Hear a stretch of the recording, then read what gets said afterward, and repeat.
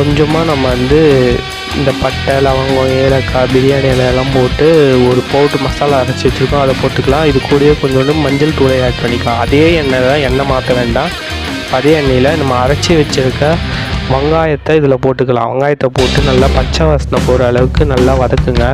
நம்ம சேனலை புதுசாக பார்க்குறவங்க சேனலை சப்ஸ்கிரைப் பண்ணிவிட்டு உங்கள் ஃப்ரெண்ட்ஸ் அண்ட் ஃபேமிலிக்கு ஷேர் பண்ணிவிடுங்க. வீடியோவை லைக் பண்ணுங்கள். உங்களோட தாட்ஸ் என்னன்றதோ கீழே கமெண்ட் செக்ஷனில் போடுங்க. ஒரு டீஸ்பூன் அளவுக்கு இஞ்சி பூண்டு பேஸ்ட் ஆட் பண்ணுறேன். இஞ்சி பூண்டு பேஸ்ட் ஆட் பண்ணிவிட்டு நல்லா பச்சை வாசனை போகிற அளவுக்கு நல்லா வதக்குங்க. இது வந்து வேலூரில் நான் வேலை பார்த்துட்டு இருக்கும்போது, அங்கே வந்து ஈவினிங்கில் நான் வேலை முடிச்சுட்டு வரும்போது அங்கே இருக்க கடையில் இது நான் வந்து சாப்பிட்டு வந்துட்டுருப்பேன். இது ரொம்பவே டேஸ்ட்டாக இருக்கும், எனக்கு ரொம்பவே பிடிக்கும். இது கூட வந்து சேமியா வச்சு சாப்பிடும்போது ரொம்பவே நல்லாயிருக்கும். இப்போ ஒரு தக்காளி நம்ம பேஸ்ட்டாக வச்சு வச்சோம் இல்லையா, அந்த தக்காளியை ஆட் பண்ணிக்கலாம். அது இப்போ ஆட் பண்ணிவிட்டு வதக்கிட்டு நல்லா பச்சை வாசனை போனதுக்கப்புறம் ஒரு டீஸ்பூன் அளவுக்கு கரம் மசாலா, 1/2 டீஸ்பூன் வந்து black pepper powder, garam masala இல்லைன்னா சிக்கன் மசாலா போட்டுக்கோங்க.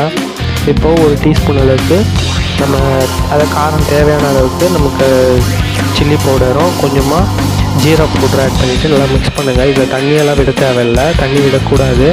இப்போ நல்லா மிக்ஸ் பண்ணுங்கள். நல்லா பச்சை வாசனை போகிற அளவுக்கு நல்லா மிக்ஸ் பண்ணிவிட்டு இப்போ நம்ம 4 முட்டையை உடச்சி வச்சுருக்கோம் இல்லையா, மிக்ஸ் பண்ணி வச்சுருக்கோம் இல்லையா சால்ட்டை போட்டு, அதை வந்து நம்ம இதில் போட்டுக்கலாம்.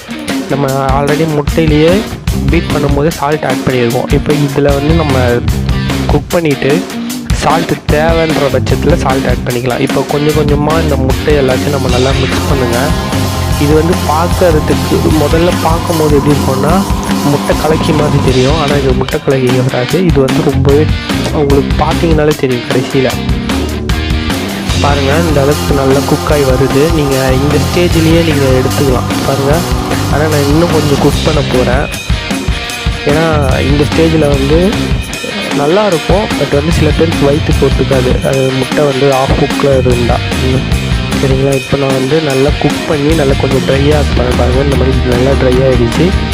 இப்போ இதுக்கு கூட வந்து நம்ம என்ன பண்ண போகிறோம்னா கொஞ்சமாக கஸ்தூரி மெத்தியும் சால்ட்டை செக் பண்ணிவிட்டு சால்ட் ஆட் பண்ணிக்க போகிறேன். சால்ட்டு ஓகேனா விட்டுட்டு இல்லைன்னா இன்னும் கொஞ்சம் தேவைன்னா போட்டுக்க போகிறேன். இப்போ கஸ்தூரி மெத்தி போட்டிருக்கேன். இப்போது கொத்தமல்லி தழையும் கொஞ்சம் போட்டுக்க போகிறேன். போட்டுட்டு இப்போ நம்ம இது பவுலில் செட் பண்ணிக்கலாம். பவுலில் செட் பண்ணும்போது இப்போ நம்ம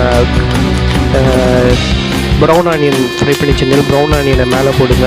2 காடை முட்டை ஃப்ரை பண்ணி வச்சுருந்தோங்க, அதை வந்து 2ஆக கட் பண்ணி வச்சுக்கோங்க.